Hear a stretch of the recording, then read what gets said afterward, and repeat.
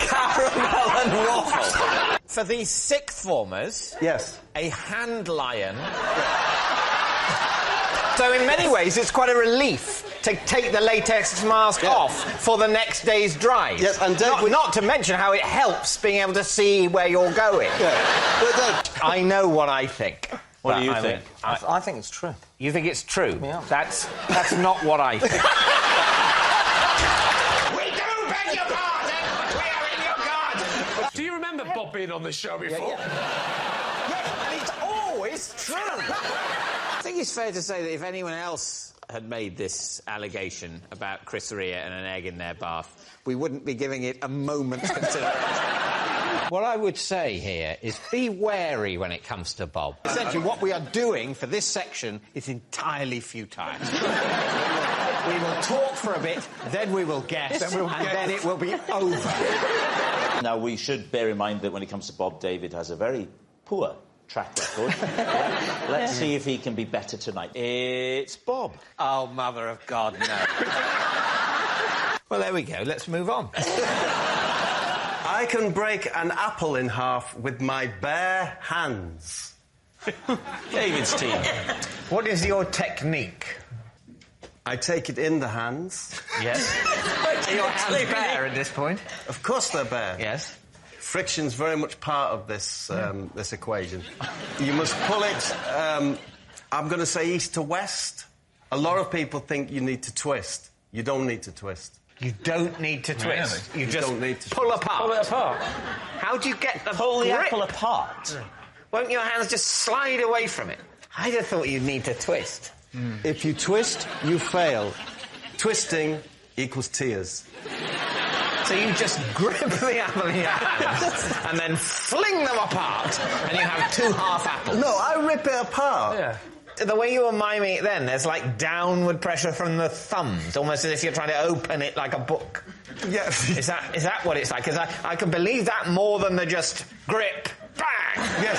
No, David, that's fair enough. Yes. It's just sort of, you're almost like you insert... Oh, but I so wish it was bang. It's not. No, you're inserting the thumbs to try and pull it apart that way. No insertion.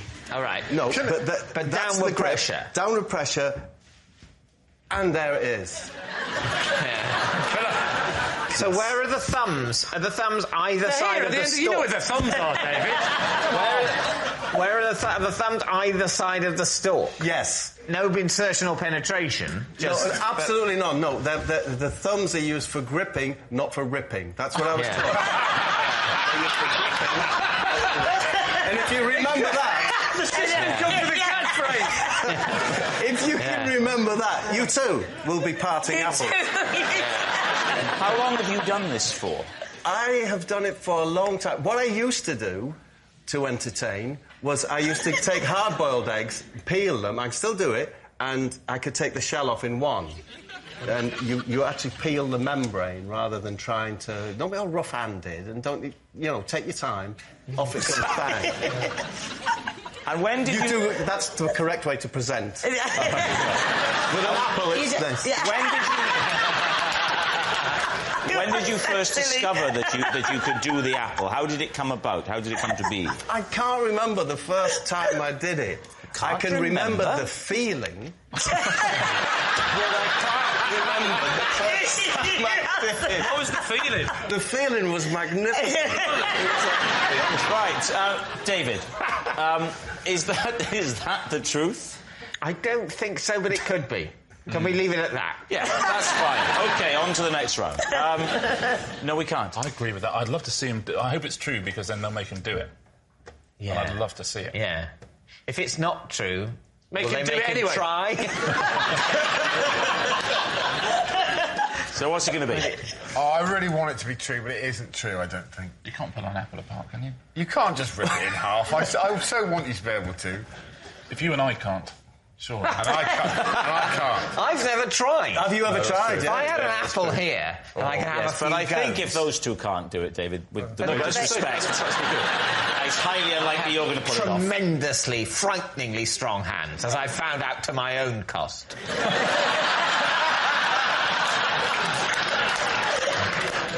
It's all right. So you think it's a lie, then? I'm afraid I do, OK, yeah. well, I'll go with the Giants. You're going to say it's a lie? All right, you're saying it's a lie.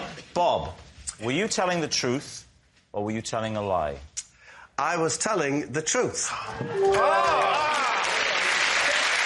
Yes.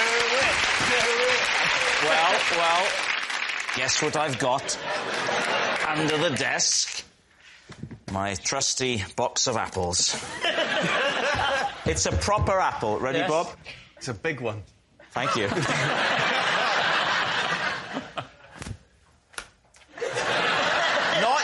Not you, him. Does your husband play cricket? I love that sort of thing. Where shall I do it? I really hope he can't do it. Yeah!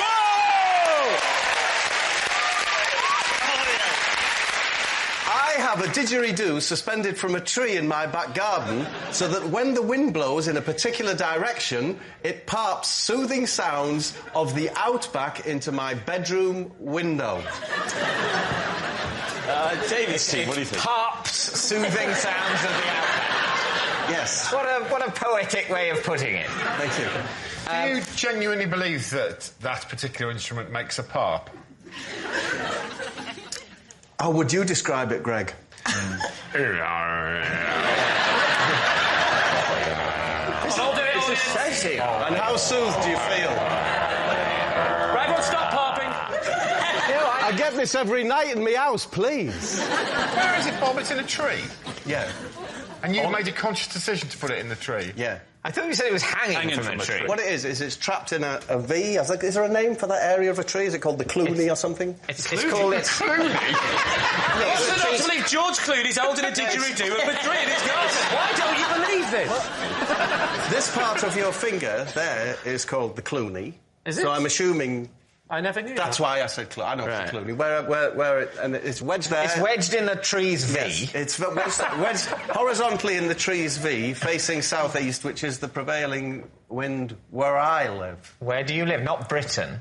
Britain. No, the prevailing wind in Britain is southwesterly. It doesn't happen every night.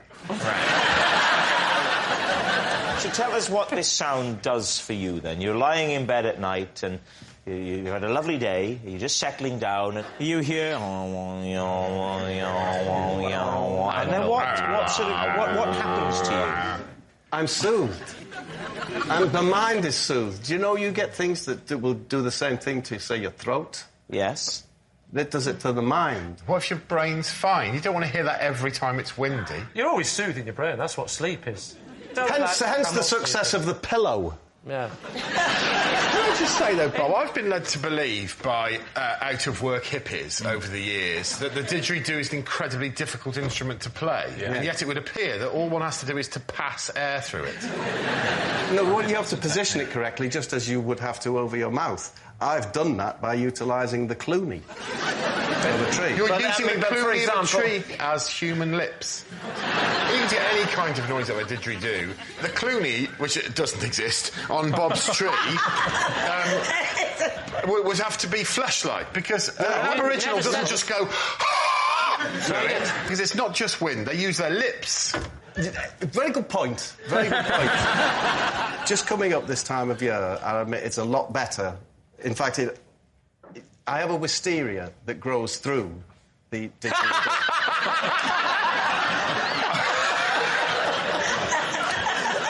Of course. And when the wisteria comes into leaf, not only does it pipe the wind towards the didgeridoo, but it acts as the lips. It's long been said that if the wind blows in the right direction through wisteria, it can play any instrument in the world. It's time to decide, David. OK, we need to make a guess. What are you going to say? I think it's a lie. Of course it's a lie. We think it's a I lie. think it's a lie. Well, Bob, were you telling the truth or were you telling a lie? I was lying. I once set fire to my house with a box of fireworks. David Mitchell's team. Was this on purpose? It was done out of ignorance. What age were you? I was somewhere round about 7. I want to know where you grew up, where a 7-year-old can buy a box of fireworks. I bought them in the shop near where I lived in Middlesbrough. It was a box for 2 and 6 of standard fireworks. That was the brand. Standard brand. That sounds exciting. Standard fireworks. Yeah. A normal level of excitement will be engendered. Yeah. For a bonfire night, you will forget. But it says standard, but then it's... Well, that is standard for a firework. Yeah. So you're in your home, and you're 7 or 8 years old. I'm 7 and I'm on my own, yeah. On your own? Yeah, and on one of the fireworks, I think it was the sparklers, it said, not suitable for indoor use. Which, at that age, makes you think, that means they're OK. Could you just not read the word not when you were being... Did you think not was the brand? You go, oh, lovely, I love that not brand food. It's not for human consumption. I know that logic that says, well, people have obviously tried them indoors. I've discovered they're not suitable. Yeah. So therefore, I won't use them indoors because I want to live. If you look at a big firework, it won't say not suitable for indoors. It's obvious. Yeah. Right. But on the sparklers, they chose to put it on. So what happened? I lit the sparkler. The sparks went into the box of fireworks, a standard box, and set them off. And I carried the box of fireworks, now beginning to light, into the kitchen, and I threw them into the kitchen. I thought it would be more suitable. I think you're right. The kitchen, of all the rooms, is the most suitable for fireworks, isn't it? Because of the oven, the gas, the stove. There is fire naturally in the kitchen. Yeah, there's a lot of... And it's more wipe down. Yes. Less cloth. So what happened then? They went off in the What was the sound like? Was it bing, wee? No, these were only standard.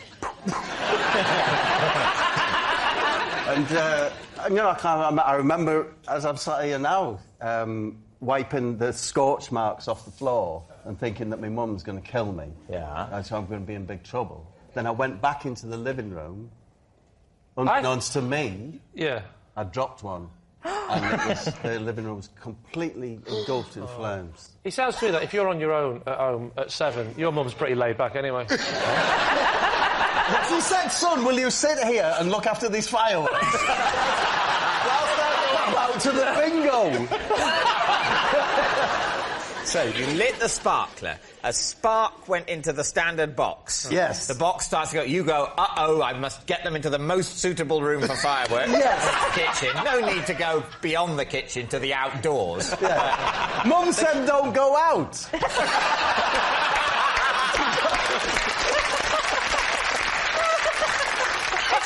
It's good to know there was at least one rule in your house. What time of day did all this happen? This happened mid-afternoon. Oh, dear, so you didn't really get the benefit of it. Who put the fire out? I went to next door where Miss Best lived. She was, bless her, she was about 80. And I knocked on their door and said, my house is on fire. And she said, do you know, I thought it was. So what happened then? She called the fire brigade.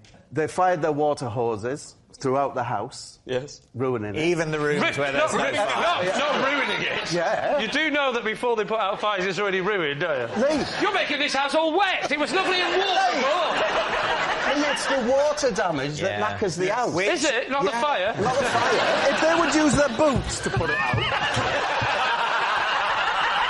Honestly, the entire house, that's it.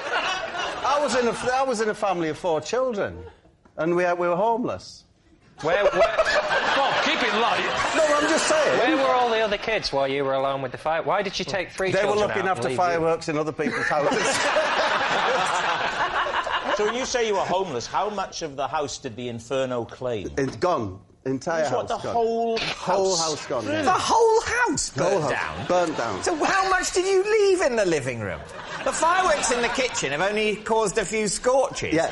What did you leave in the living room? And now, don't you feel stupid for saying standard fireworks? Yeah. I tell you, really. Well, I think you were stupid for lighting a sparkler indoors. If you don't know what you dropped in the living room, is there a chance that it's just a coincidence? No, it could be. That it might not have been your fault? That's what I said to the press. Your fault. Press? What press? Who did you speak to? Local press. Because they came to the house while it was burning? Yeah, you know, they're their hats on, trilbies, sniffing around. With those little bits of paper in the notebook? Were they called things like Scoop McLean? I believe he was called Ron Waffle. Sorry, Ron Waffle? It was either him, the other ace reporter on the Gazette was John Caramel.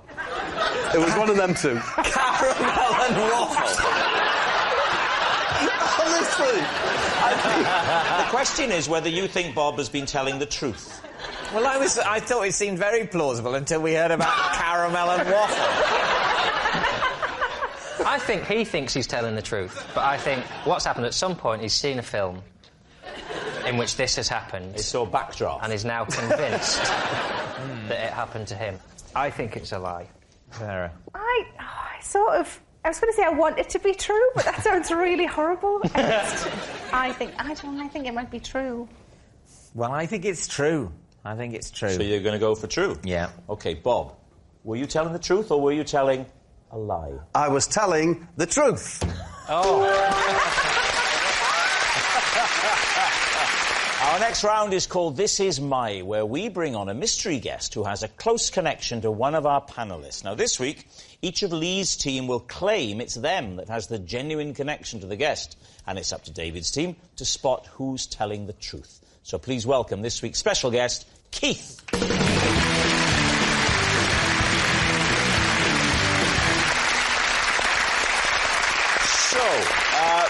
Bob, first of all. Bob, what is Keith to you?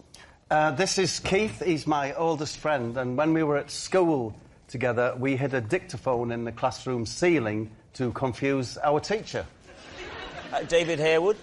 This is my old teacher, Keith. I once had to claim I wasn't me when I met him in a cafe, as I was in character preparing for Homeland. And finally, Lee, your relationship with Keith. This is Keith, and his hawk... Yes. Yes, I'll admit, David, it's a difficult start. Well, go with it. Yeah.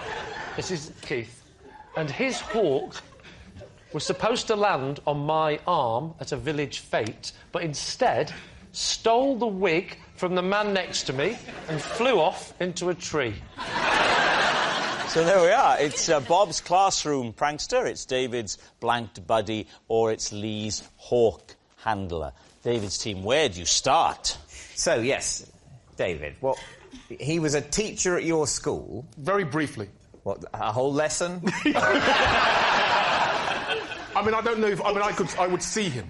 But he didn't teach you? No, not teach me. He was someone who hung around a school, and he was... charitably, you assumed he was a teacher. But if he was at the school a short period of time, how did you even recognise him in the cafe? Oh, I knew it was him. He walked into the cafe and he said, "Hi, David," and basically I blanked him. It was literally the month before I went to America when I was doing Homeland, and I'd just been to see my dialect coach. He basically said I have to stay in my American voice. So... Could you not have explained that to him in your American voice? I'm sorry, buddy, but I'm doing a roll here. I don't think it was ever as good as that, John, to be fair. I basically just had to say, I don't know what you're talking about. Oh, I'm remembering you now. Do the voice a bit more straight. I said, I don't know what you're talking about. Ooh, that did weird things to me. So your dialect coach said, you're in this role, you need to stay in this character. Yeah. Now the lesson's over, let's go to a very public place. Yeah. We are likely to encounter several people. Well, that's what you have to do. You have to stay in that voice. You have to have the confidence to stay in your voice. Why can't you just, turn it on like an actor? Oh, that's a cheap shot, Sarah. I have to say, I did phone him up afterwards and apologise. So you had his number? You stayed in touch with the teacher you barely remember. Would it be fair to say the hawk's looking a bit more plausible? So, David, who would you like to question next? Bob, remind us of your allegation. When we were at school together, we hid a dictaphone machine in the ceiling tiles to interrupt the lesson. So not to record, but to play stuff? Yeah. What sort of stuff? Well, it was important to keep a gap at the beginning, so we let it run for about 15 minutes. And then there was the noise of a fly. For a brief period, then another period, to confuse the teacher. Where would you get the noise from the fly? You'd make the noise. We'd make the noise ourselves, Let's I'm hear not your paying fly for no noise. fly to do it. Let's hear your fly. You know what? It does sound like a fly. Can I hear your bee? We didn't do a bee. Do you know how to do a bee? Just like that fly. Oh, A no, bit louder. it's more wholesome if it's a bee, isn't it? Show me the difference, David. Well, I don't know. I'm not... Do it. I'd say, OK, a bee would be a sort of a foot... No, that's a Whereas bumblebee. a fly is Yeah. Very good. That's good. Very good. Right. Do you see the way he just slipped straight in and out of character? So you So yes, there was silence, Yeah. then a little bit of fly, silence, a little bit of fly, and then, quite loudly, but not to frighten anyone, the word wolf.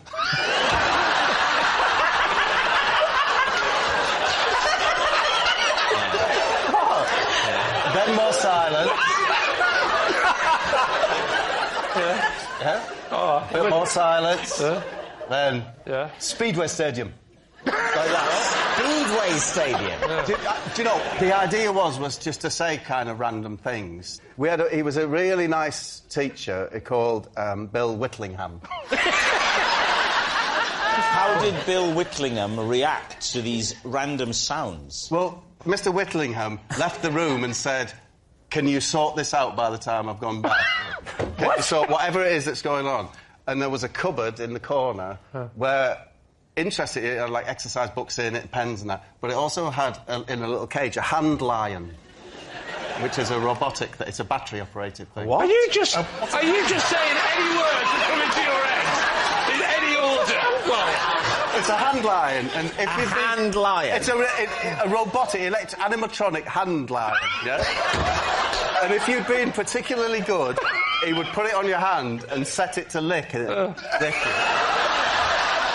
If you'd been particularly... Was this like a clockwork lion? No, it was remote control. It was remote control? Remote control. He had the controller in his desk, and he said, you've the been actual such a hand good lion... boy. Get out the hand lion, and you'll get a lick. And if you'd been bad, you put him on your hand and he'd strike. He'd strike at your hand. So the hand lion had two settings. It could lick or it could strike. Yes, good boy, bad boy. Right, very Good boy, sensible. bad boy. Now, the only problem with it, of course, was... What, this story? It would... The only problem was, of course, if the batteries got low, it would get constipated. No, anyway, but in this cupboard, so we got up on the cupboard. You climb onto the cupboard that Yes. the hand lion is housed in. Probably asleep. Right, you reach up onto the ceiling tile. Take out the dictaphone. Switch it off. Yep. Mr. Whitlingham Yes. comes back in. Yes. What happens? He's nervously awaiting another, edict from above. Yeah. Doesn't come, we carry on with the lesson. British government and politics it was. There was a lesson called British Government and Politics? Yeah. Whole year on that? 2 years, it was A-level. For these sixth formers... Yes. A hand lion... a hand lion that can either lick or strike was what was used to express praise or the opposite to these 17 or 18-year-old students. And it was very effective. All right. Would you like to move on to the final claim? So, Lee, tell the story about Keith. I was at Village Fete, and... Why were you at a village fete? I was helping out. What village? Thames Ditton. Why were you helping out at Thames Ditton Fete? Because I don't live too far away from there, and they asked me to help out, and I did a few little things, like I did a bit of tombola, a bit of announcing. Then I went over to judge the pig racing. The usual things you do at a fete, you know. The pig racing? Yeah. I don't know why I judged it, because surely first past the post, but... Well, no, I was doing a case of a dead heat. And what happened with the hawk and Keith and the wig? One of the things I had to do was to volunteer to stand there and learn. He had the little headpiece on where he'd teach the crowd basic falconry, I believe we call it. I stick the glove on and then hold this little thing. I don't know what it was, but I'm doing this. A small morsel of meat. Thank God you've been to one, because I haven't. I'm holding a small morsel of meat. Then what happens? And then the swan comes down. The swan came down. So the hawk comes over, right? It comes over. There's a person missing from this story, and it's the mayor, right? The local mayor. I can't say it in I always struggle. Mayor. The mayor, right? So mayor you're standing next to a horse. Yeah, so the local... So the mayor is doing his bit, but the mayor has got a wig on, right? The hawk flies over to go and land on my hand, but he lands on the mayor's head, and so he gets caught up in his what should we call them? Talons. He gets caught up in the talons, and then in the sort of panic, the bird and he can't release this wig, and he flies off. And he goes into the tree. I said, why didn't he go for the meat? And he said, I genuinely think the gold chain caught his eye. There was a bit of confusion for a second, and he just did a bit of an emergency landing on a mayor's wig at Thamesden Fate. What's there not to believe? At that point, did you cry, oh no, the mayor's hers over there?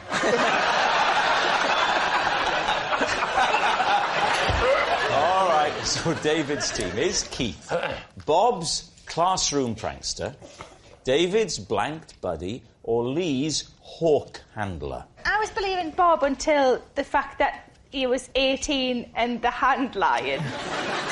I'm leaning towards David. I think I'm leaning towards David. I think it's Bob, and I think he panicked because he knew we were onto him, so he went on a ridiculous riff about a hand line to throw us off the scent. I'll go Bob, but I've been wrong before. Sarah? I'm going to go David. We'll go David. You're saying David? Mm-hmm. Keith, please reveal your true identity. My name's Keith, and Bob and I recorded voices and hid the dictaphones in the ceiling.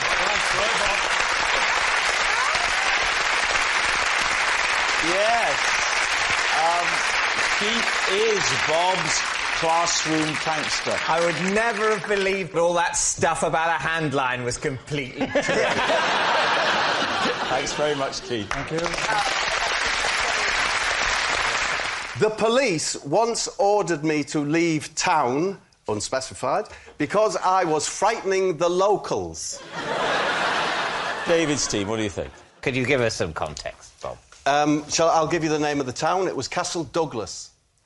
Ah, where is that? It's southwest Scotland. And why were you in Castle Douglas? Was it a tour or something? No, it was a long time ago. I was only 17, 18, that kind of age. And a numerical age, that kind. Yeah. Rather than iron or bronze. That's a different kind of... I was with two friends trying to get as close to the Gulf Stream as I possibly could. What? What do you mean you wanted to get close to the Gulf Stream? It seemed such an appealing, far-off, miraculous thing, this hot stream of water so near us, that it was hard to believe in it just from the textbooks. But it's not like a spa. It's a massive flow within the ocean. Yeah, but you can't see it. Well, if you're at the Logan Botanical Gardens... there's a lovely view of the Gulf Stream. No, but you can see the effects of the Gulf Stream. You know, it's like a tropical gardens, and so in that way you sense the influence of the Gulf Stream. Well, no, it's extraordinary. I know all teenagers are absolutely mad on the Gulf Stream. They can't get enough of it, and its effects. Flowers.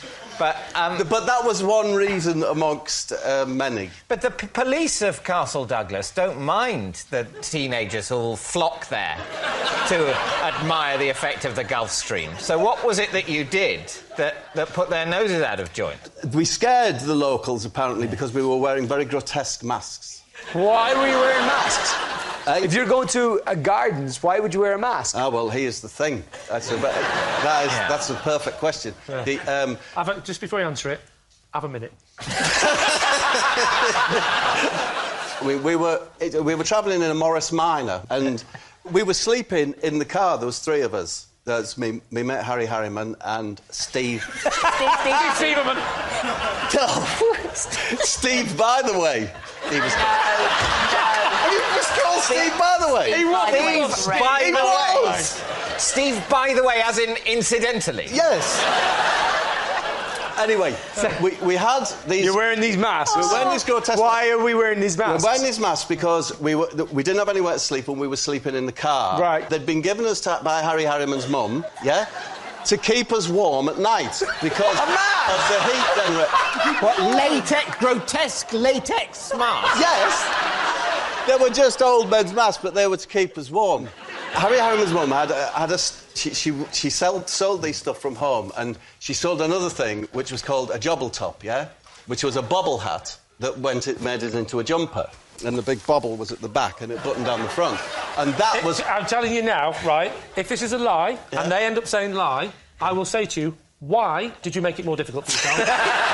by mentioning the joggle top or whatever it was called. Because I'm imagining my sleeping arrangements and think, yes, we had the latex masks on and these giant, like, what they're called jobble tops. Right, okay. So, if you're wearing a sleeper mask and you're scaring the locals, like, normally the locals would be in bed when you're going to sleep, and it's dark, and you're in your car and you got a scary mask on. You know. No, we were just on our daytime drive from Dundee to Castle Douglas. With masks on. As we went past Keep people, your faces warm. we were staring at them with our scary masks. Why did you not remove... Because I would say, from my experience of sleeping all night in a classic car in a latex mask and a jobble top, you get quite clammy. And so in many ways, it's quite a relief to take the latex mask off for the next day's drive. Yes, and not to mention how it helps being able to see where you're going. Yeah. But no, of course, we take the mask off in the morning, but then round about midday, you wanted to put it back on. Yeah. At what point did the police get involved? Didn't the police get involved? We parked up in Castle Douglas, right next to a shop, because we wanted to get one of their famous Scotch pies. As we came out of the shop, I was grabbed by a policeman, and it was a sergeant, by the way. Sergeant, by the way? So that's how you got away with it, because you said, don't worry, that's me dad. Maybe it was. I'm a sergeant, by the way. I think So the sergeant, by the way, he took me to the police station, and he arrested you? Yes, put in a room, and then the sergeant and a plainclothes detective came in. Plainclothes detective? Oh, yeah. What? CID have now got involved. And then they said, you're going to have to wait here. We've sent for a specialist from Edinburgh. and then, as we sat in, it came in and said, right, what's with the funny faces? They said, what's with the funny faces? So what did you say? Well, we explained what had happened, that we had these funny faces, that we slept in them, and that we're terribly sorry to have caused any offence. So presumably then they released you? Sergeant, by the way, followed us till we were out of the city limits. So that's my story. It's quite a holiday. What do you think? I know what I think. What do you think? I think it's true. You think it's true? Yeah. That's not what I think. Cian, what do you think? I'm going to go untrue. OK, Cian's going untrue. Adil's going true. David? My initial reaction is it's a lie. Let's say it's a lie. You're saying it's a lie? Yeah. Bob Mortimer. Yes? Was that story true? Or was it a lie? It was true.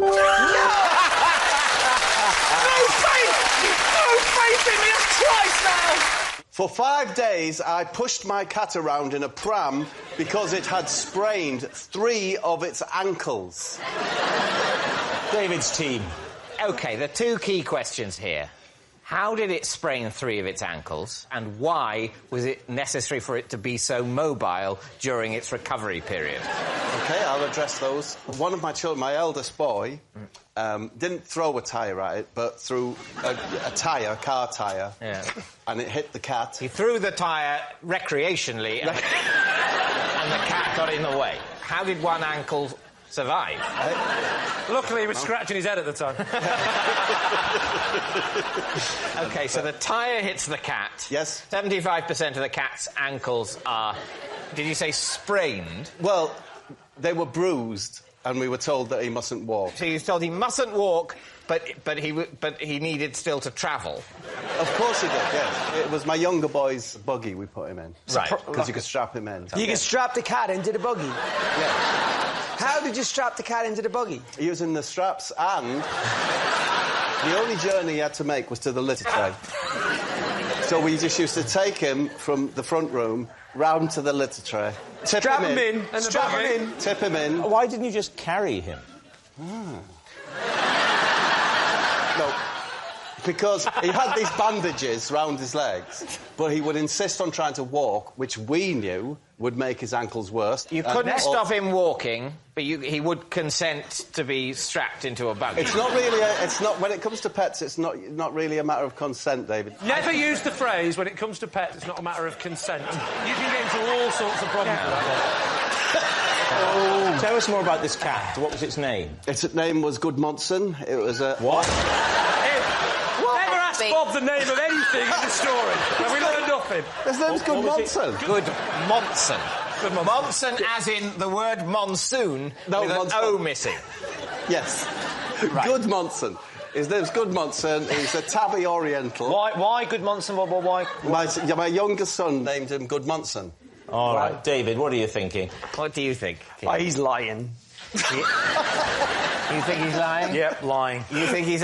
Well, this is a superb moment. I have unanimity from the team, so let's say... Saying it's a lie. We'll say it's a lie. Bob Gudmundsson, truth or lie? I am telling a lie. We got a point. We got a point. As a teenager, I used to terrorise my neighbourhood with a game I invented called Theft and Shrubbery. What were the rules of theft and shrubbery? Can I first of all say my memories of this are a bit sketchy? Always handy for this game. Yeah. No, but I'm an older gentleman. They're more like just fingerprints on an abandoned handrail. Even while you poetically describe the ageing process, another part of your brain is inventing the rules of a fictional game. Theft and Shrubbery. Yeah. It's a game that I played in my youth, in my teens, on the Lakes Estate in Middlesbrough. I would probably be 14 or 15. I hope that's all the information you need.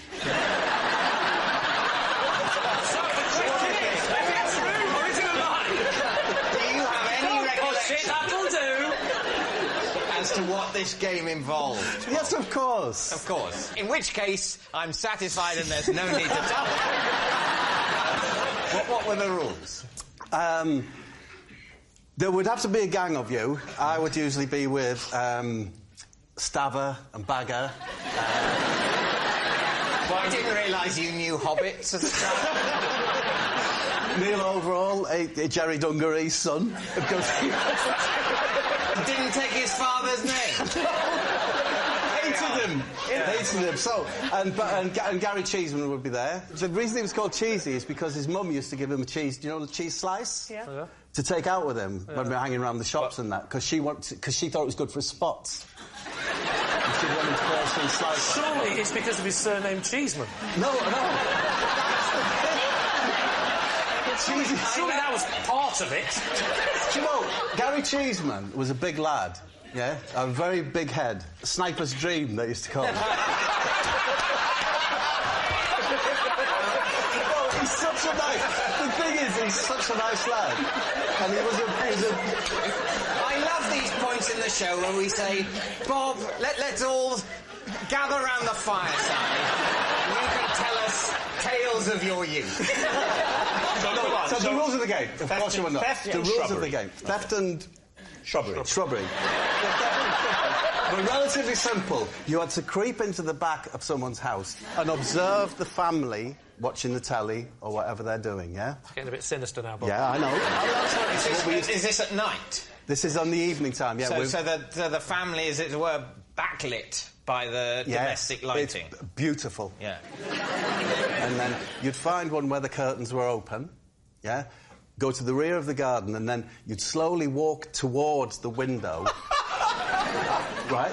Try not to disturb them. And you'd chant, increasing the volume as you went, "We do beg your pardon." But we are in your garden. And then you gradually get closer and closer to the window, and as soon as you were seen, that's when shrubbery comes in. Which was what? You were not allowed to escape via the front of the property. You had to go across all the fences. Because you're teenage, what you're really waiting for is someone to make a noise or give yourself away, so that you all have to go run through all the gardens. That's the shrubbery part. That's the shrubbery What's part. the theft part? The theft is we just always felt that we were stealing something from them. I don't know. Their privacy, their dignity. So you're going up the garden saying louder and louder, "We do beg your pardon, we are in your garden." We do beg your pardon, we are in your garden. You're shouting. How loud elderly people who are hard of hearing, you could be going, "We do beg your pardon, we are in your garden," before they notice it. Yeah. This game can't have lasted, I'm imagining, very long before people kind of rumbled you and... No, it was just one of the games, that we did. It could be theft and shrubbery night. There was another night where we used to take fruit from a fruit vendor's wagon and throw that up in the air and just let it drop on our heads. Somebody tells me you played that quite a lot, Bob. Next time, don't use melons. Cheeseman was very good at it. So what do you think, David? Steve, what do you My think? concern is that the details are so utterly believable and sound like they're real that if it wasn't actually a game, he spent an awful lot of time looking through people's windows. I'm coming down on the side of truth. Yeah, I know it sounds odd, but I just believe it. Are you going to say truth? Yeah. OK, so, theft and shrubbery. Bob, truth or lie? I was telling the truth.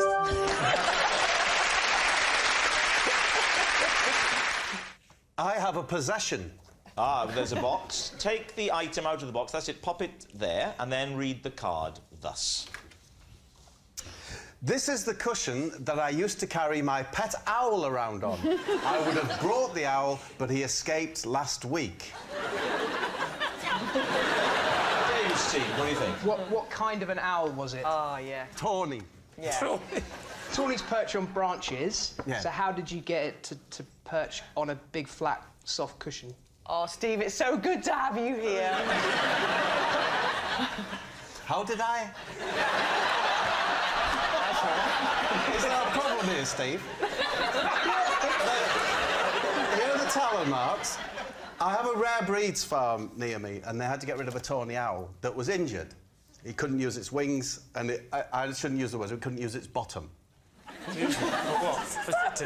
doing what? For poo-pooing. What did it use?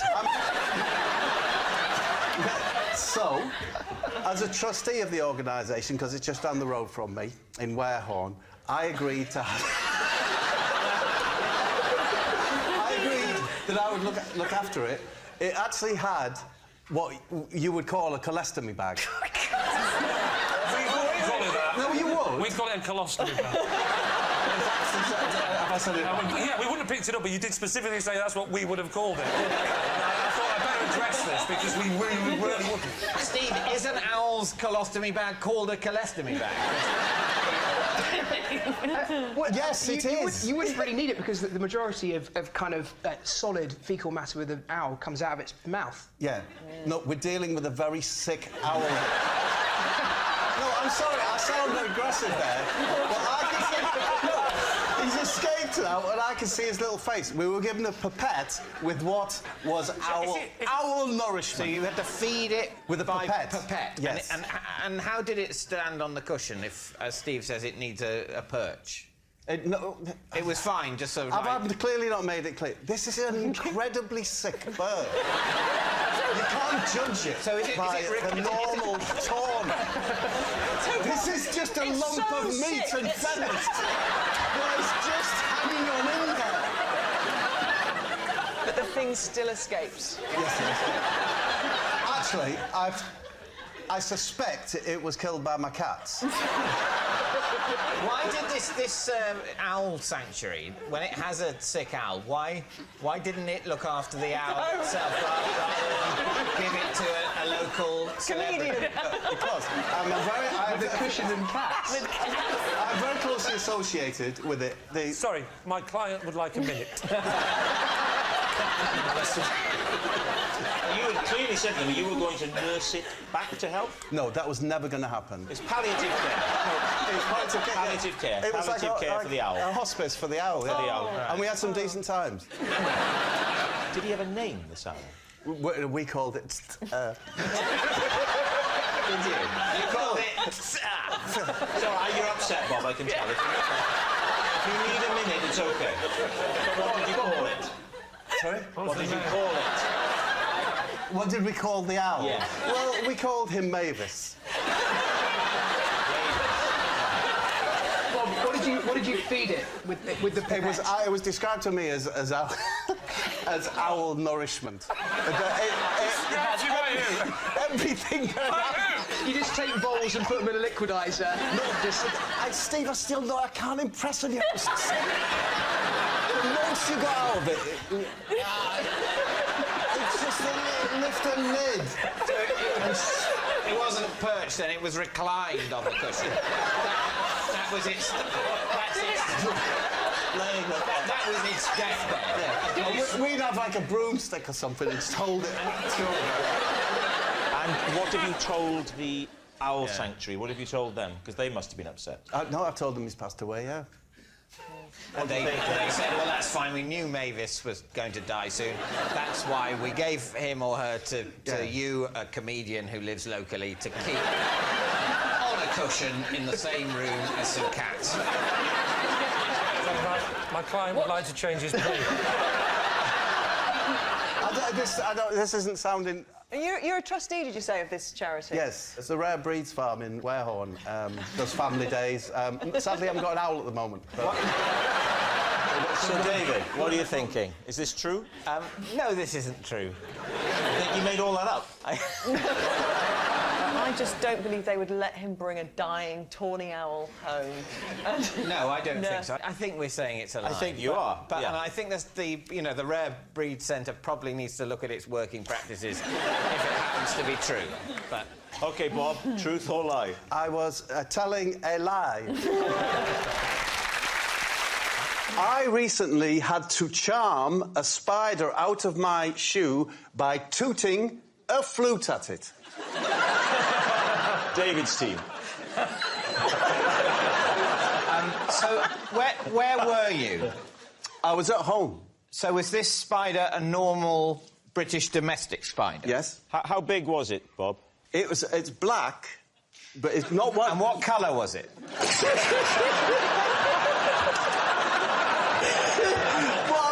It's not the ones that have got a little body and big, long legs. Sorry, it wasn't the type with a small body and long legs? No. What type was it? Well, you can wear the rest out yourself, surely. Yeah. Big body, small legs. Yeah. Was this a gerbil? No, that's a bird. If it had been a gerbil, I'd have used a lute. Honestly. It's actually just a very everyday situation. My wife doesn't like spiders, very scared of them, and it's kind of my job to get rid of spiders. I don't like them either. I'm not going to use my hands or whatever. No, you wouldn't. Can you mime the blow moment? Don't fall for this. Sorry? He gets me with this every week. Don't fall for it, Bob. I've got just the thing for you if you haven't got a flute. Close your eyes. Don't fall for it. Do not fall for it. Did you blow it into the shoe? Yes, I blew down the flute to bring it out into the heel area. These were a kind of snakeskin elastic slipper. Yeah. I brought up just under the windowsill, above where the cat litter is. Yeah. I put them there because I wanted to get that height, and it didn't come out. You moved moved the slipper with the spider in it? I moved it, facing the cupboard where I keep the plates. It's got little holes in it. And the spider emerged. So the spider emerged, but didn't leave the shoe or slipper? No, didn't leave the slipper. Didn't no, leave the slipper? Just... I had a look around, went back in. Well, so you were no better off, were you? No, I didn't feel like I was better off, but at least I'd found out that we owned a flute as a family. If I was scared of spiders, I wouldn't go anywhere near that slipper. I'd just leave it. I would just let I'm not that scared. Are you not? Scared of 1 to 10? I'm ginger about them. OK. Yeah. Ginger. Is that right? Ginger, is that a word? It is, yeah. That's yeah. a word. Yeah. I'm just not sure it's the correct word in that situation. It's like you pick something up gingerly. Gingerly. It's not. It doesn't just mean the flavour ginger. A ginger nut is not just a biscuit. It could be a tentative testicle.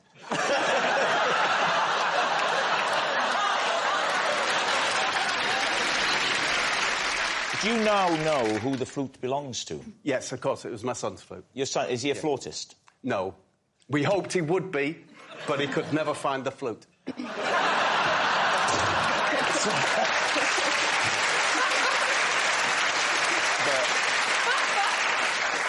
Well, what are you thinking? Well, what I'm confused by is that if you fear spiders... I do a bit. ...and you believe that there's a spider in this shoe, I think you would be afraid to move the shoe. Yes. Not at all. I also think you would have worried about, as you go to take the breath to blow it, you accidentally breathe in. Yeah. Yeah. I don't have to breathe in to breathe out.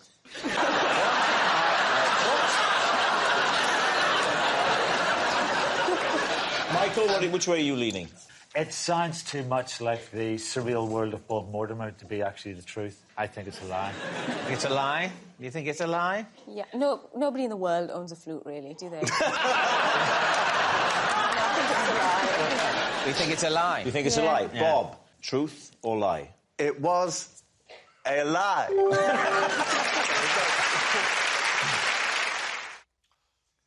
For the past 15 years, I have performed my own dentistry. David's team. So... give us a big grin. It could be true.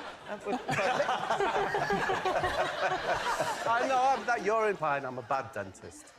No, because even very, very, very good dentists sometimes get someone else to do their teeth. And by sometimes, I, of course, mean always.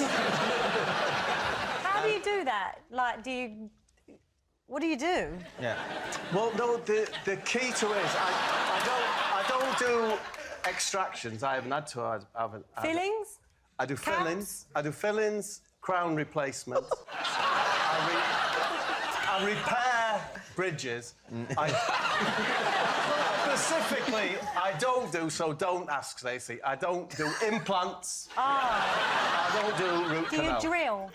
I do have a drill I use, You have to do a filling, you've got to drill it out first, haven't Exactly, yeah. Do you use local anaesthetic? Yeah. No need. No need? No need. Why, because it's not true? The situation in my mouth is I have one very long piece of teeth, that white bit there. That's all one piece, yeah? What? One piece. Made to look like many teeth. Oh, I see. So that's false teeth. Yes. OK. Either end of this, I have two, what you call crowns, yeah? Right at the end. At the bottom, I have my own teeth here. As my dentist says, my bottom one's a poppadom colour, yeah? And my top ones are pilo rice. So who said that? My dentist. So this was some time ago? No. David, 15 years. I perform my own dentistry. Yes. There's no exclusivity there. You still have a dentist, yes, but you just don't let him do all the stuff. Yes. Why is your mouth in such a state? Because I used to have 17 sugars in a cup of coffee or tea. 17? 17, yes. 17 in a mug? Yes. If I had 18, it's too sweet for me. So the crowns would come off. I'd go to the dentist, yeah? He'd charge me £400, yeah, to put them back in. And it's outrageous. And I heard this magic word. I heard him say to his dental nurse, Fuji 9. Fuji 9. And I became aware that this Fuji 9, it's actually a luting cement, which means you can use it... Are you sure he wasn't halfway through a Japanese football result? You can actually use it It mixed 1 to 1, the liquid and the powder, it's a cement, yeah? Mix 2-part liquid, then it becomes more malleable for fillings. I found a way via my TV work to get hold of some Fuji 9. Once you have Fuji 9, you are a dentist. So what equipment do you have, then? All I have is my Fuji 9 with its little orange spoon with a bigger end and a littler end. For the different amounts, depending on whether you want the 50-50 or the 2 to 1. That's Fuji 9. Yeah. It's all done for you. It's done for you. It's magic. It's magic. And then it's magic. It's like the cement is softer than your teeth, yeah? So I have a leather maker's drill, yeah? Leather maker's drill? Yes, a leather maker's drill, because that has sanding fitments to grind it down. You've got to check your bite after you fix the crown. If you get it a bit wonky, your bite won't be right.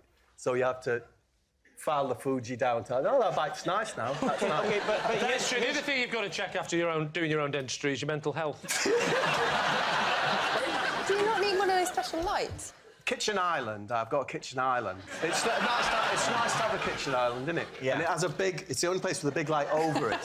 So I got... My son has a PlayStation seat that's very low back, like that. PlayStation seat? Yeah, it's a gamer's seat. And I put that on the kitchen... Island. On the kitchen island. You put it on the island. Yeah. So you're up high on the island. Yes, because then that puts the lamp about there. And so you're in a PlayStation gamer's seat. Yes. Balancing on... What's the surface of the kitchen island? Do you know? I think it's Corian. It's very nice. Corian was originally what was used for autopsy surfaces. Again, so... Are you doing your own autopsies at home as well? What to say? Bob, the dog's dead. Bring it in. Bring it in. So, if I was to say this, the hardest thing is somewhere to hold the mirror. I think the hardest thing is to sell the story, Bob. I have the most curved Indian instrument called a samashi or something. And if I put it next to me on my gaming thing, the curve of it, it's like a flute thing. The curve of it goes there, and I can put my mirror there like that. Got the light there, game thing. Sorry, you hang the mirror on the end of a curvaceous Indian musical instrument. Yes. But this is very specific. So what's it going to be? There's a lot of detail. Yeah. If he was trying to make this story plausible, why would he say the way I set up the mirror is that I tie it to the end of an Indian musical instrument? Do you remember Bob being on this show before? Yes, and it's always true. It's true about the masks in Castle Douglas. It was true about him being able to tear an apple apart with his bare hands. It's true about the game in the gardens. Well, look, whether or not it's true, and we don't know yet, don't try it at home. Do you ever do extractions, Bob? I've never done an extraction. Because I genuinely had an extraction yesterday, look. I see it out there. Oh, they've not used Fuji.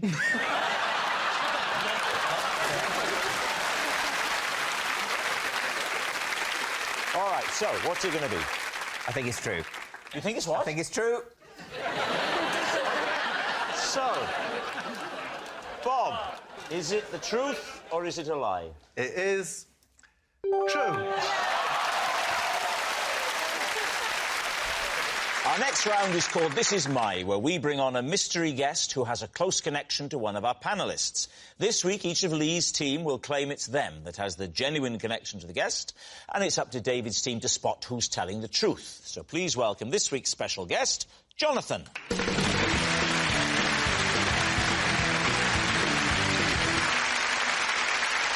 So, Debbie, what is Jonathan to you? Well, this is Jonathan, and when he was a baby, I used to pull him out of a top hat. Bob, how do you know Jonathan? This is my friend Jonathan, and I have brewed 3 award-winning beers with him. Right. And finally, Lee, what's your relationship with Jonathan? This is Jonathan. One Sunday, the two of us spent 3 hours trapped in an automatic car wash. David's team, where will you begin? Well, Debbie, So you used to pull Jonathan out of a top hat? Yeah. And so, how old was he then? About 6 months. 6 months. Was he a rabbit at that stage? He's grown up into a lovely bunny. What a cougar comment that was.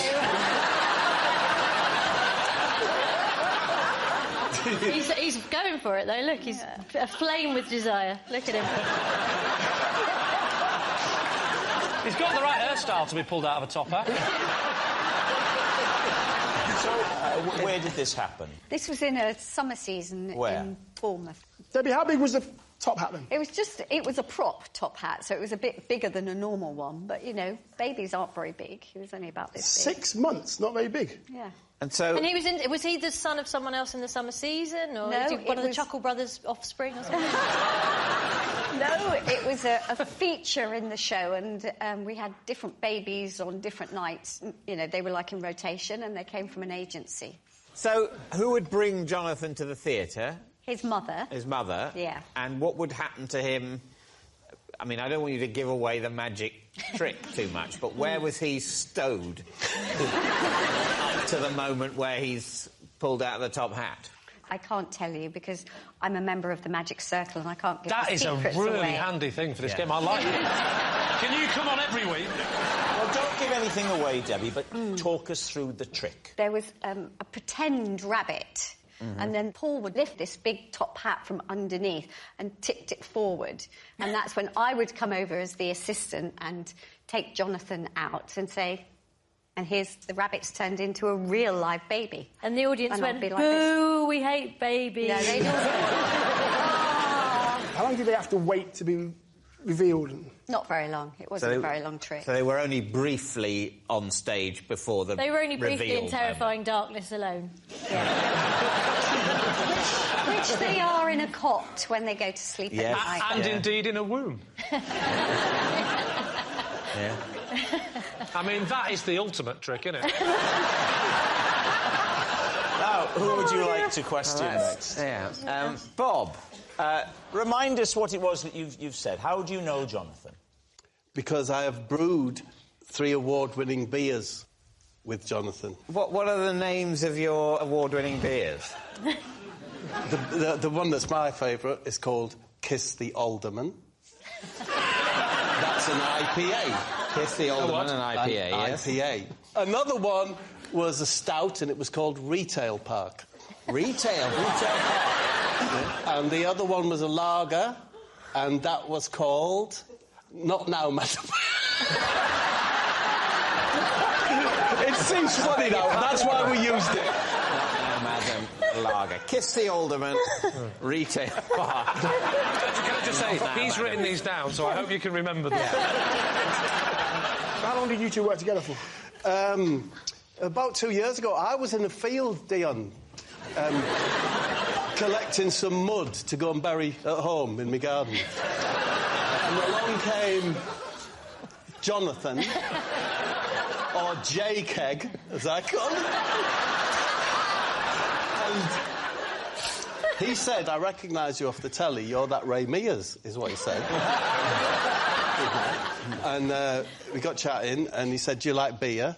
I said, I like beer. He said, would you like to brew some beer? And quick! I said, yes, I would, rather urgently, actually. I've run out! And he's got a brewery, JPEG. Yeah. It's a lean-to next to a barn, right next to the field where I was. It's quite big, actually. It might be a lean 3 or a lean. So I went in this marvellous little brewery that I'm imagining, and we mashed. Well, part of the process is mashing. Right. You put a load of hot water in the cylinder, and you have to stir the malt barley. Yeah. And I did that bit of it. And I thought, I adore this. Is there any way that I could see this process through, and we could call this beer Kiss the Alderman? What is the Alderman? He's an unelected council official. Say, for example, let's focus in on Bolton. So if Bolton had a large Chinese community, but there was no representatives, councillors, they would say, would you like to informally nominate one of your Chinese community, and they will become an alderman, and they will sit on the council and be able to represent... Right. No, that makes sense. So we've definitely covered what happens to the Chinese community in Bolton. However, back to the beer story. Yeah, so... and that was because the alderman. So we brewed 1,000 litres, bottled it, and it was the top beer in the Kent Craft Ale Society. Can I ask, my husband is a brewer, what hops did you use? Citrus hops. One of them's called something, and the other one likewise is named as well. I mean, this all checks out. You know what? The thing that is the hipster brewing beard. If you were to say to me, draw a brewer, that's what I'd draw. That's what you draw now. It's very interesting, Now. Whereas, wow, really? Whereas if someone asked you to draw a brewer 30 years ago, you'd draw someone very different, wouldn't you? I'd draw you.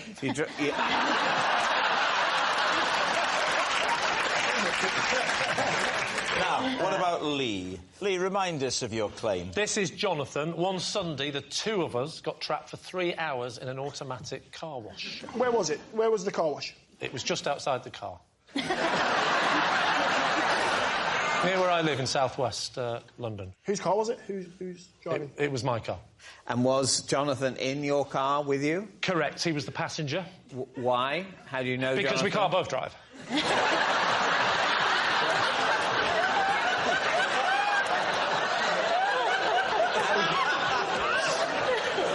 How do you know Jonathan? I know Jonathan because we're in the same football team.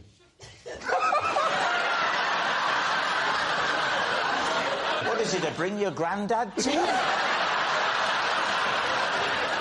So you were you driving back from football? Driving to football. Driving to football. Washing your car on the way to football. Oh, I'm looking forward to the game, young Jonathan. I really can't wait. But tell you what, let's wash the car first, so that when we arrive, everybody says, oh, Lee's doing well. You drove into the car wash, and what happened? So, there was 3 options. It was gold, silver or bronze.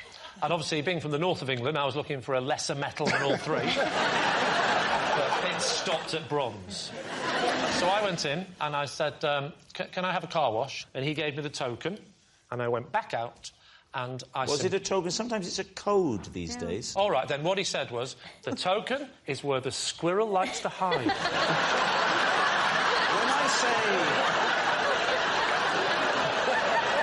When I say code, I don't mean riddle. I mean a series of numbers that you put into a keypad. On this occasion, it wasn't. You put the token in the slot. Yes. You advance into the car wash. The weird things start going. Yeah, so the big brush at the front that goes over your bonnet, that came towards us. Yeah. And then the side ones came. It was the side ones that caused the main issue. They got to the door, stopped, and just kept doing that. And we couldn't open the doors. And it did not stop for 3 hours. I know, it sounds unbelievable. What? Why don't you climb over into the back seat and get out one of the rear doors? Because it's a 2-door car. And I'm assuming this happened before the invention of the mobile phone. No, that was not true. It was during the invention of the mobile phone. During it? During the invention. No, in fact, do you know what we did? We were so stuck, didn't know what to do for 3 hours, we decided to invent the mobile phone. No, it was... his phone was in his sports bag, in the boot. Where was your phone? My phone was with me. Why didn't you use your phone? Because the battery had gone. How did you eventually get out? I absolutely screamed and screamed, and this stranger passing by saw a big button on the thing that said, emergency stop. So he pressed the button, and it stopped. And when it stopped, it reset itself back to how it should be. We opened the door, and I went in. And he went, you're back again. I said, yes, that's about my car. So what's up? I said, tell you what's up. The doors are phenomenally clean. All right. We need an answer. So, David's team. Is Jonathan Debbie's magic mate? Bob's brewing buddy or Lee's car wash companion? I can't believe Lee's story is the kind of story I would have to invent to tell my husband if I'd been in a car with Jonathan for 3 hours.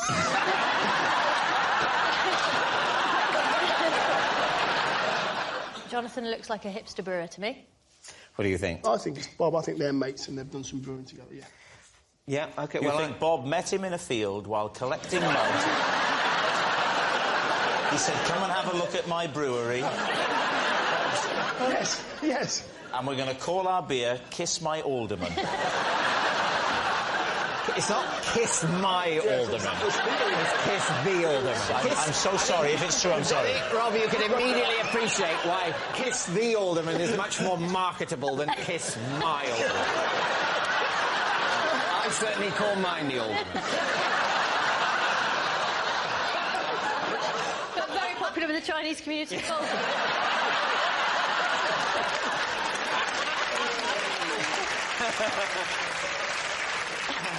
So, David, what are you going to say?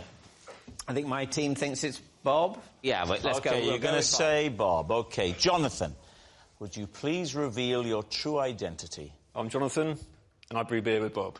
Yes, Jonathan is Bob's brewing buddy. Thank you very much, Jonathan. It's Bob. Sorry? It's you. It's apple pie tonight. Is it? It's Friday, then? Yes. Following advice from Chris Rea, I always crack an egg into my bath. I've done for 22 years.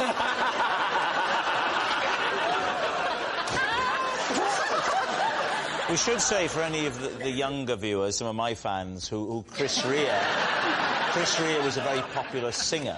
When did Chris Rea give you this advice, and in what context? I was making a single for Middlesbrough Football Club's FA Cup appearance called Let's Dance, which I did with Chris Rea. And after we'd completed the recording, he popped me into the bath, and there was an egg. There's an egg in it. He popped you into the bath. It's been a long day, you must be very tired. I'll just pop you into the bath. Yeah. So where was this bath? Was it at the recording studio? It's on a little island in the middle of the Thames. It's as Rare's recording studio is. So you've been recording, presumably, in a room without a bath? Absolutely, yeah. And then you finish the recording, everyone's very happy with the track. Yep. And he says, Bob, you look tired. Maybe your joints are aching this way. No, it's not exactly like that. It says, that's it, Bob. I think we've got that leg. That's your bedroom, that's your bath. I've popped an egg in there for you. Is he Geordie? Yeah. He's like where I'm from, Middlesbrough. Right. But he's much more Middlesbrough than me, like. And why would he put an egg in your bath? What was the thinking behind it? I've never found out. You've done it ever since. All I know is that I woke up the next morning and I have never felt so alive. Was the egg still in its shell, floating, or had he gone? No, the white had dissipated. Does that work? Yeah. It's fabulous. It's fabulous. It's non-greasy, which is a boon, isn't it? Is it non-greasy? Yeah, honestly. It's less greasy than water without egg in it? Do you have to mix it up, or do you just crack it and let it float? Do you know what? You get in the bath, even in the bath where I am now, and you get in and you really don't want to burst the yolk. So the white goes, but the yolk's there, and you move like that, and you try and get it to come towards like that. I don't know why, but you just do. Have you ever had it get in your mouth? You get it there like that. And then you get the yolk, and I use it for hair conditioning. Really? I don't know how much hair, but to condition the hair on my skin. So, just going back to the original occasion, Chris Rea had already run you a bath. Yes. I forgot about that detail.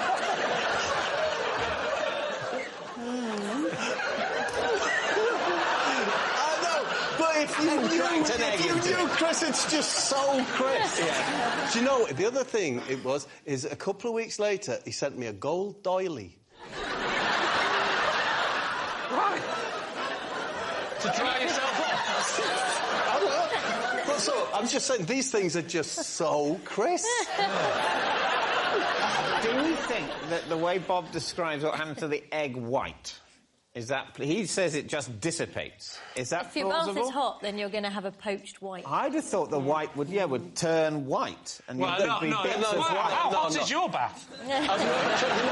Your bath is hot enough that an egg could poach. Well, I don't know. Your claim is that it dissipates. I'm asking my team whether we believe that it would dissipate. Because if, for example, at the temperature of bath, say 39 degrees Celsius, the white would turn opaque, then your story doesn't check out. Agreed. Yeah, absolutely agreed. I think... What do you think, David? I think it's fair to say that if anyone else had made this allegation about Chris Rea and an egg in their bath, we wouldn't be giving it a moment's consideration. Somehow, coming from Bob, it might be true. It's true. I think... You think it? I think it's true, because he's been about a bit, Bob. No. I think the white would poach. Yeah, I think the egg is the the important chemical part. analysis of the behaviour of the albumin. David, honestly, one thing, please don't base it on the albumin whitening. It does not happen. It does not. I can't have a bath at 80-plus degrees. Is that the temperature at which an egg white will 80 it'll start at about 80, yeah. Honestly, please don't base it on that. What should I base it on, Bob? What are you going to say? Instinctively, I believe it. We're going to go true. You're saying true? OK, so, Bob, Chris Rea, eggs, barbs, is it the truth, or is it a lie? This is awful. I was telling a lie. Of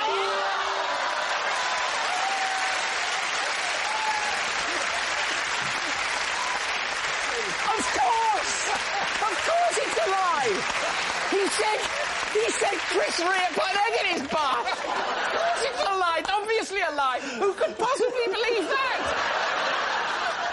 My first taste of fame was when the local newspaper dubbed me the Cockroach King. David's team. What was the newspaper? My local. It was called the South London Press. So, are you from South London? I was in the lead-up to the headline, The Cockroach King. Why were you in the public eye doing what? I was a solicitor at the time, and I sued the local authority. Because of cockroach infestations in the council houses. Yes! That's what I did. And of course, it was that kind of style in court that won the day. We settled outside of court, actually. But I had to change the names because these are real legal proceedings that we're talking about. Right. Well, why does the fact that it's real legal proceedings mean you have to change the names? Because I don't think it's fair to say that, let's say she's called Barbara Lighthouse. Lived in the horror of cockroach infestation. Were you representing Barbara Lighthouse? I was, yes. She'd engaged your services? She's engaged my services. I visited her property. Must have been ages to get to the top. There were Egyptian cockroaches. So I had an idea, right? I said, I bet this is bad for your mental health, living with cockroaches. And I took them to the magistrate's court on a private criminal prosecution under the Public Health Act. Why are you counting every letter in the same... Are you working out how much to charge her? You mentioned the Egyptian. The Egyptian cockroach, How yeah. many? I wasn't aware there were different types. They live in the concrete, and they can actually live off the concrete that the buildings are made of. Concrete? Yep. Bob, they got some hard cockroaches. They live in the concrete. They nip out to go behind the fridge or the cooker, or to turn the light out. What were the size of these Egyptian cockroaches? They're long and thin, slip right in. That's my profile on Tinder.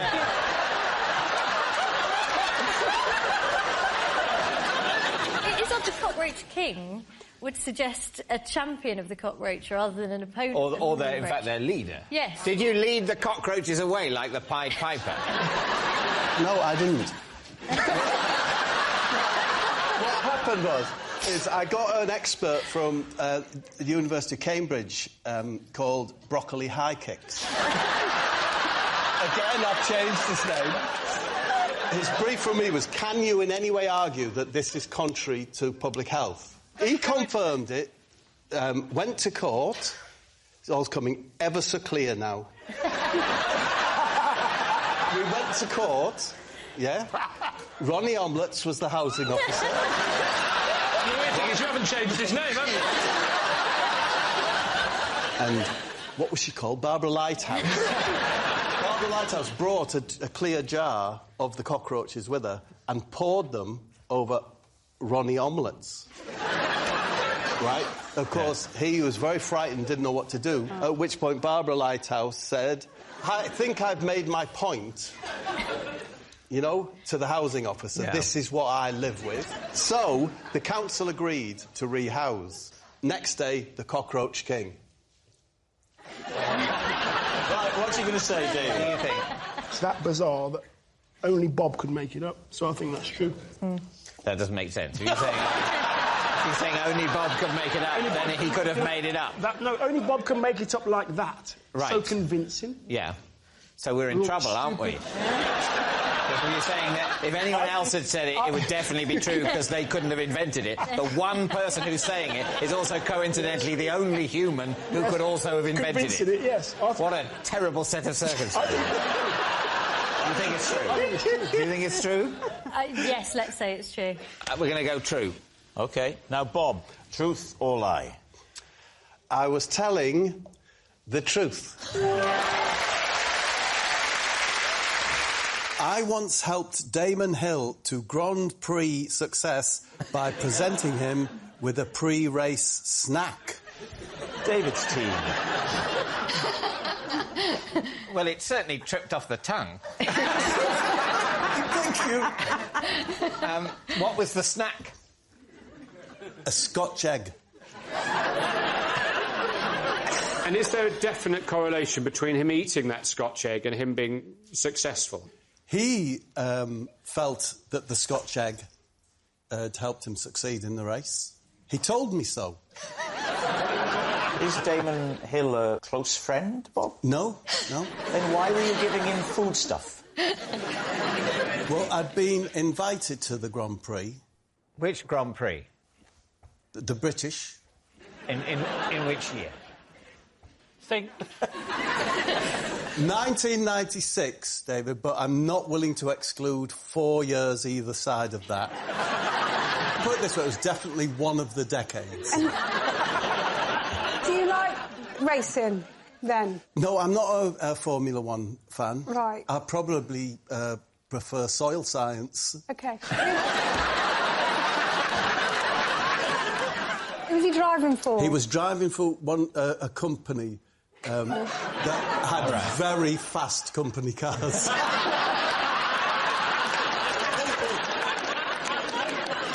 So, why were you permitted access to a major racing driver? Because his manager, Shane Tobacco... I can't remember his name. You can't remember his name. Shane, or whoever it was also with another bloke, you know, benefiting from hospitality. What was his name? Let's say Top Heavy Ken. Right. But I remember we went upstairs on the bus. Damon was there. He had a bed in there. Like a sort of Winnebago. Yeah. And it had, you know, mugs with I love cars, I love handbrakes, I love headrests. And this is the day of the race. David, this is just like an hour and a half before the race. An hour and a half before the race. You've turned up an hour and a half early, because even though you're more into soil science, you want to soak up the atmosphere with a good hour and a half of waiting before the televised traffic begins. Yes. So you turn up. The last thing Damon needs before a race is any quiet time. He just wants a bit of hubbub on his bus. Were there any other people there apart from you and Shane and Damon? I was with my wife as well, yeah. OK. And... Top-heavy Ken. So me and the wife went up. I think when you go to someone's home or their Winnebago or whatever, you should... Do you know, like, if you're going to a dinner party at someone's house, you'll always take them a bottle of vinegar, yeah? So your gift to thank him for the hospitality was a Scotch egg? No. I call it pocket meat. Whenever I'm away from the house, I have pocket meat. Yeah. That's it. I have, like, a chicken leg or pork pie. And I thought, I've got some pocket meat. It was a Scotch egg in its cellophane. And I said, Damon, we all know that if you pop a sausage roll in an American's pocket, it brings him good luck. I said, maybe a Scotch egg would work for a British fella like you. And I gave it to him. Is that a thing? Yeah, very much. What, that if you put meat in an American's pocket... Processed meat. Have you ever heard of that? Not really, no. No. It's all been a bit of a lot of talking. I've quite forgotten the original bit of the story. Did he eat said Scotch egg before the race? I'll never know, Samantha, but after the race, he said that he took the Scotch egg round with him. He swore he did. In the car? I don't know whether he put it in the glove box on the passenger seat. Whether he ate it. But, Bob, you're not claiming that he ate the egg. All I'll say is that when I was watching, when Damon went past, in his tailwind, a person next to me said, Damon's tailwind smelt really meggy, which of course is meat and egg. Meat and egg. Okay. So what are we thinking, Sam? Do you know what? Sometimes stories are so mad that they've got to be true. What I would say here is be wary when it comes to Bob. Oh, OK. Do you remember, David, that I think it was the last time Bob was with us, he told us Chris Rea told him to put an egg into his bath. I can't even remember. Was that true? No. But you believed it was true? Yes. Miles, what are you thinking? Well, I think that you're sort of somewhat cynically using this as an opportunity to tout your kind of charms. And you're hoping to kind of drum up work, and then your agent's going to get lots of phone calls saying, well, would Bob Mortimer be able to sort of slip Gareth Bale a pasty and stuff like this? I think it's a lie. You think it's a lie? But you think it's true? I'm on the fence.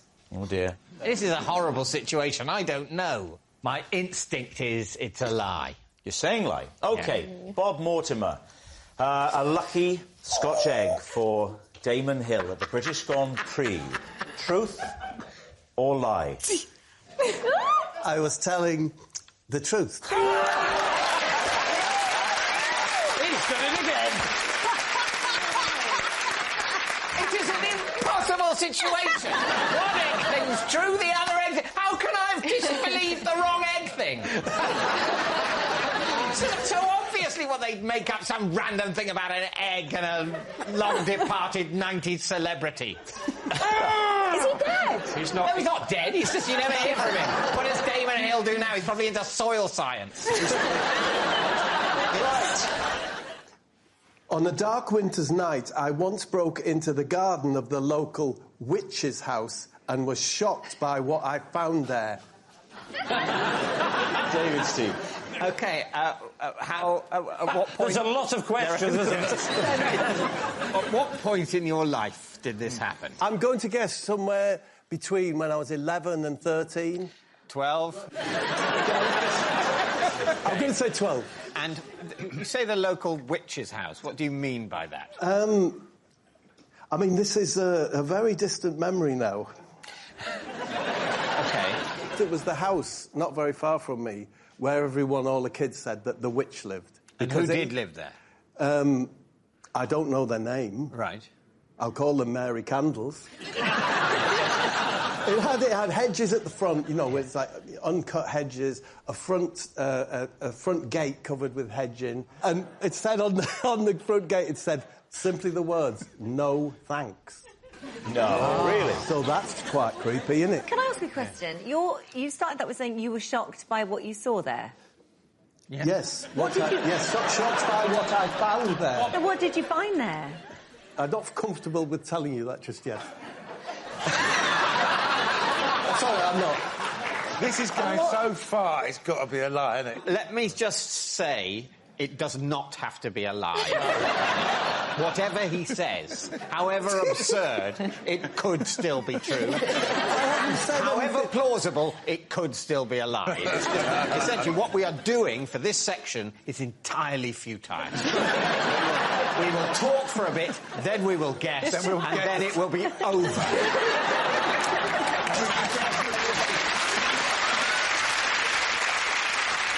So how did you come to go into this house? Who were you with? I was with, what's he called?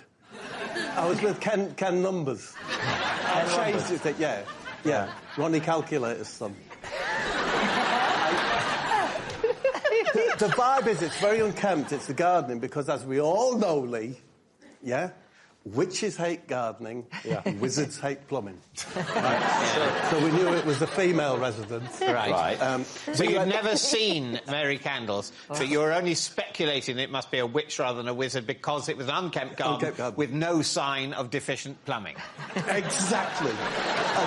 And, we wanted to be the first people who said, no, we penetrated, its boundaries. Yeah. We went into the front lawn, down a gate to the side, past the bins, past the back door, and then to the window where there was a light on, a big picture window, looked inside, and that's when we saw this extraordinary sight. Well, extraordinary to us as 12-year-olds. What was it?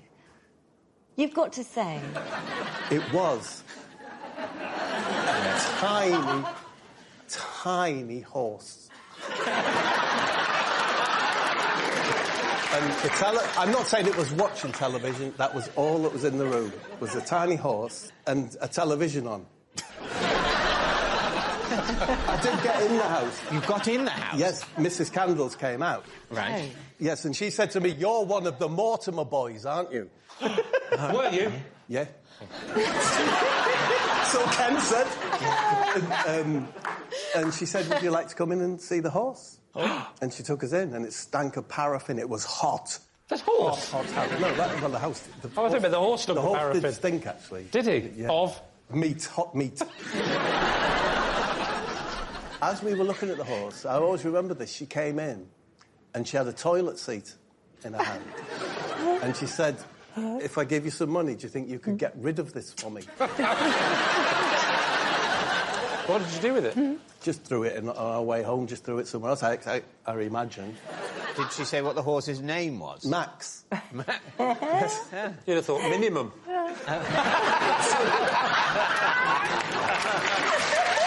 right, well, now, Suggs, what are you thinking about this? I mean, it's so preposterous, but David's flung me by saying this is the way he carries on anyway. Oh, Yeah, same. I mean, but no, I'm saying lie, of course. You say it's a lie. It was when you said the horse smelt like hot meat. Well, do you remember the detail of the paraffin heaters? Yes. Oh, yes. We're talking 40, maybe 50 degrees there with those old... 40 or 50 degrees centigrade. So we're talking like the temperature of the desert in Saudi Arabia. Did you ever see Mary Candles again? No, never. Never saw her again? Never saw her again. She probably melted in that heat.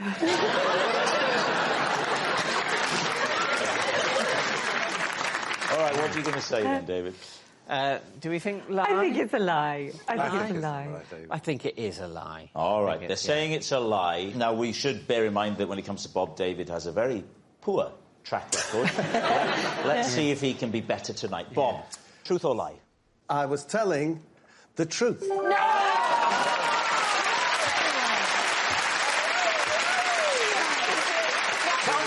I've put a toaster on my bedside table, and the last thing I do at night is pop 2 slices of bread in it, ready for the morning. Right, so you put the bread in the toaster, but you don't put the toast down. No. That would be crazy. So in the Unless you're using it as an alarm clock for a 3-minute nap. So in the morning, do you wake naturally or do you have an alarm? I have an alarm, but I tend to wake up before the alarm goes off. It's one of the reasons I do it, because at the heart of it is to not wake other people up in the house. Oh, right, OK. So in the morning, you wake up before the alarm. What do you do then? I turn on my tea's made. Right. There we go. Is a tea's made in the toaster on the same bedside table? No, as the alarm clock? No, the tea's made is just tucked round the other side. So you wake up, you reach round the bedside table onto the tea's made that's on the floor, is it? And it's just there. Why are you not just going downstairs to do it? Because all my children, and there are a lot of them, sleep downstairs. Now, what about eating the toast? We haven't put the toast down yet. He's turned the switch on the tea's made by reaching round rather uncomfortably, so he doesn't have to get out of bed. That's acting. You got... OK, it's there. OK, done that. Yeah. What do you do then? I sit on the bed. Yeah. Like this. Yeah. And cry. Basically thinking, here we go, because it's 5 o'clock, whatever. 5 o'clock? In the morning? He doesn't want to wake the kids up. They're up in half an hour to clean the chimneys. As someone who doesn't want to make noise, you've chose the noisiest breakfast to eat as well, munching on a bit of toast. No, my wife's OK. It's just all these children that You just can't. As soon as if you were to go downstairs, as soon as you set foot on the lower floor, the hundreds of children would wake up, and you'd never get to the kitchen through that because they'll be thronging. All of them hungry. David raises an interesting point. How many? You said a lot of children. How many are down there? I'm not willing to say. Could you give us a ballpark? Nope. When do your children wake? 1 o'clock, 2 o'clock. So the older ones. You've woken up at 5 a.m. So you've got to kill sort of this is why it's about 8 hours. What do you do? So you sit looking at that toast for 8 hours. You've got to make it last. Just nibbling at that. Sometimes I don't even eat it, Suggs. I don't even bother. Just sucks it so he doesn't wake his wife up. There's no hurry. I mean, you've got till 1 p.m.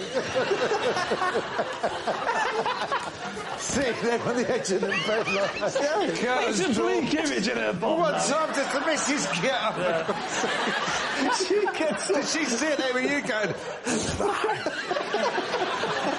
It's a freaking prison, isn't it, really? To be honest. It's awful. It's true. I don't want to play anymore. I'm thinking if your kids don't wake up till 1, what are you having for lunch? Where's all the lunch stuff? In the wardrobe. A little gas stove and a tin of beans. I take the panel off the side of the bag. A little can of gas.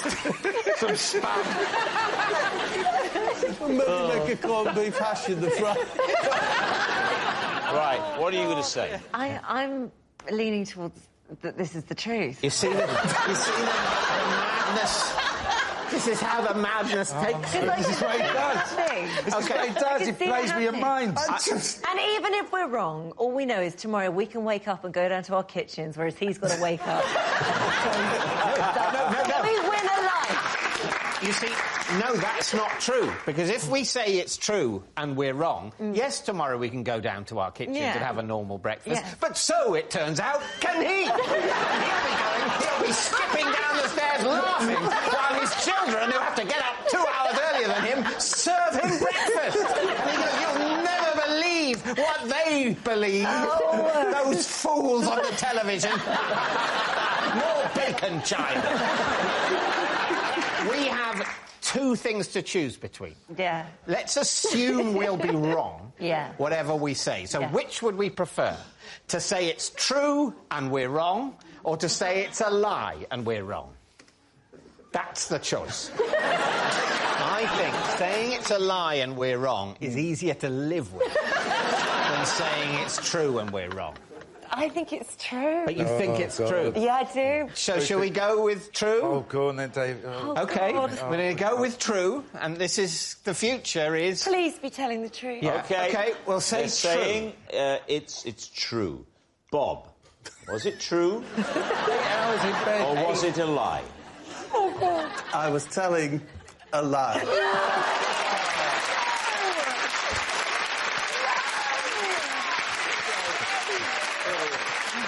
Yes, it's a lie. Bob doesn't keep a toaster by his bed. Oh, my God, Bob, you're... That noise signals time is up. So soon?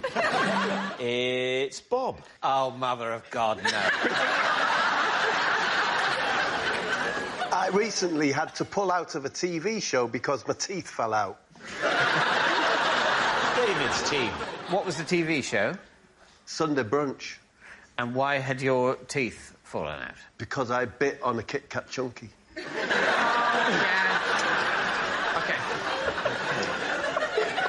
I may need you to take... I'll take the reins. Lead counsel on this. OK, so, Bob, for many years, a Kit Kat Chunky was my favourite chocolate because of the lack of suction.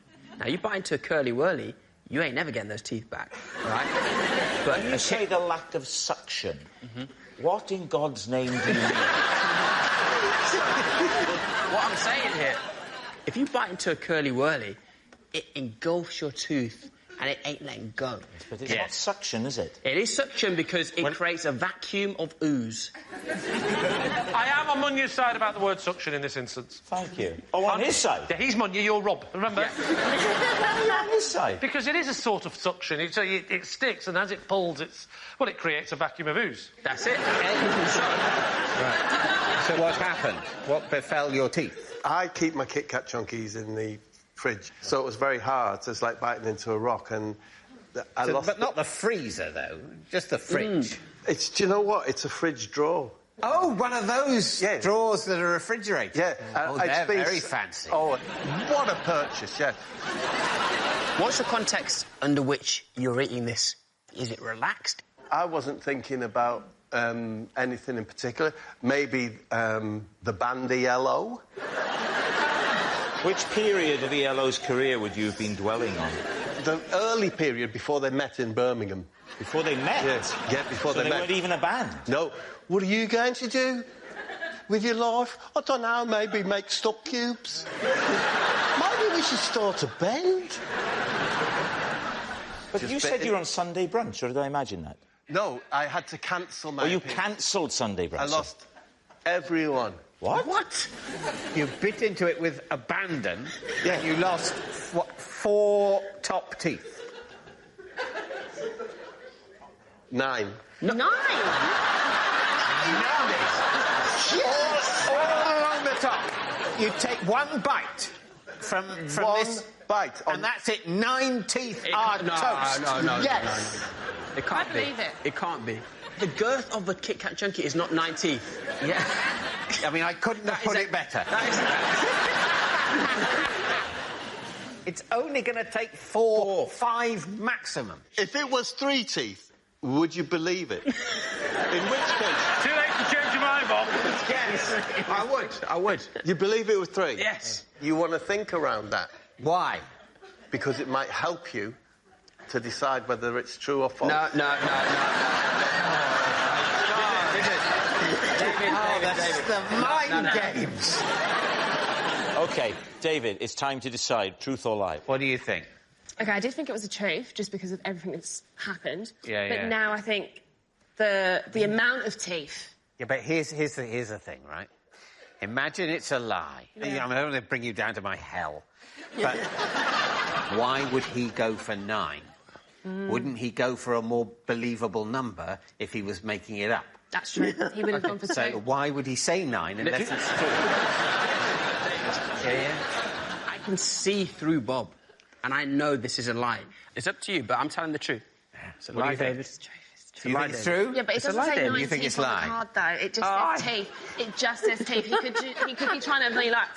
David, it's just a game. It's true. I think it's true. No, David. No, I don't. I think it's a lie.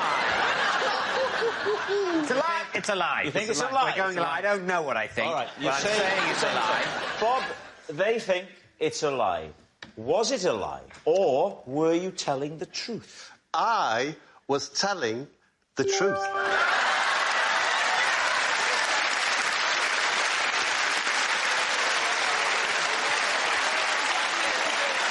Yes, it's true. Now, Bob did have to pull out a Sunday brunch when his teeth fell out, and we've got a picture. Take a look at this.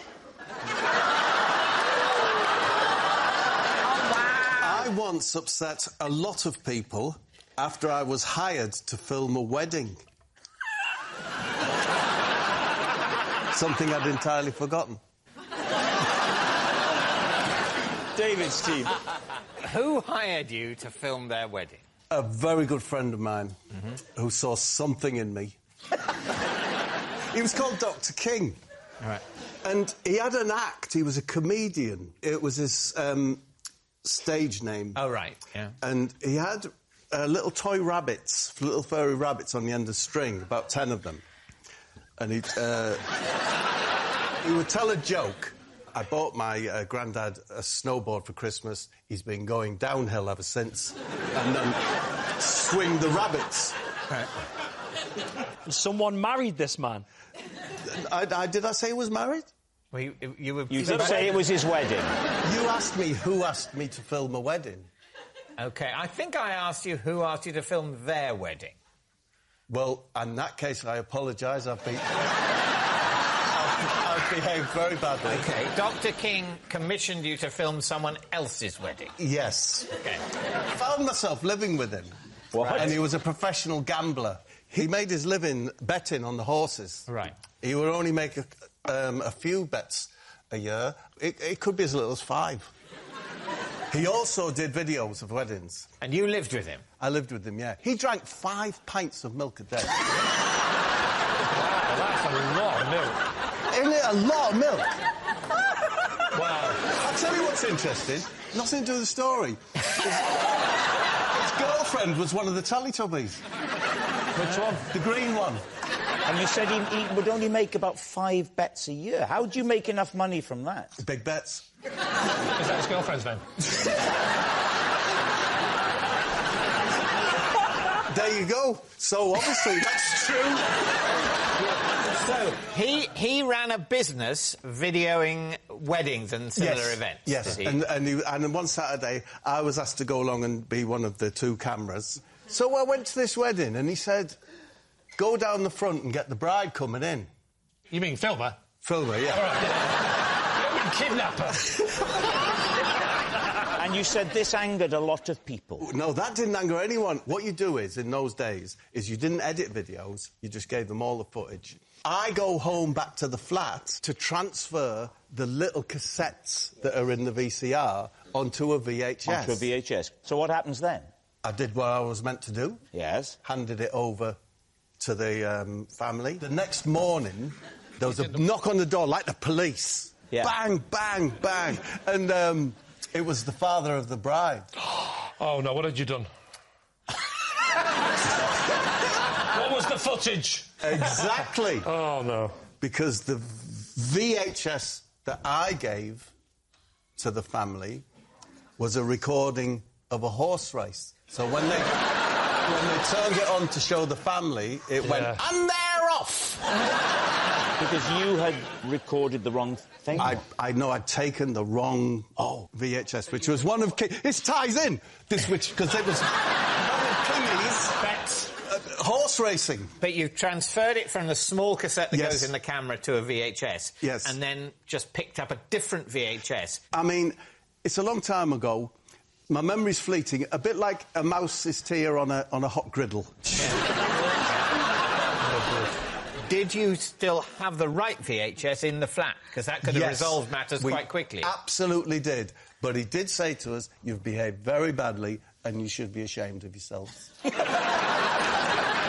thing is, the story is absolute nonsense. Like, it's ridiculous. No, well, no, actually, when you get into it... That's That's what I'm the saying. milk and rabbits aside, it's just Bob took the wrong VHS. Yes. If you imagine I once mixed up 2 VHSs, we'd think that was plausible, wouldn't we? Yeah. Yeah. Well, there we go. Let's move on. So do you think Bob's been telling you the truth? I don't want to talk on that subject. You happy to go true? Yeah. Me gut's saying lie, but... You think lie, you think true. Yeah. We're going to say true. We're going to say true, and then I've just got some things to do. So that's fine. Then you can let me know at some point. You're 100% on this? Yeah, I've said what I've said. Oh. That's your decision. You're saying it's true. I'm just trying to... You know, there's a bigger picture. It's a troubled world out there. I think I'm going to address that. And we'll live with the consequences. Absolutely. OK. They say it's true. Bob, was it true or was it a lie? I was telling the truth.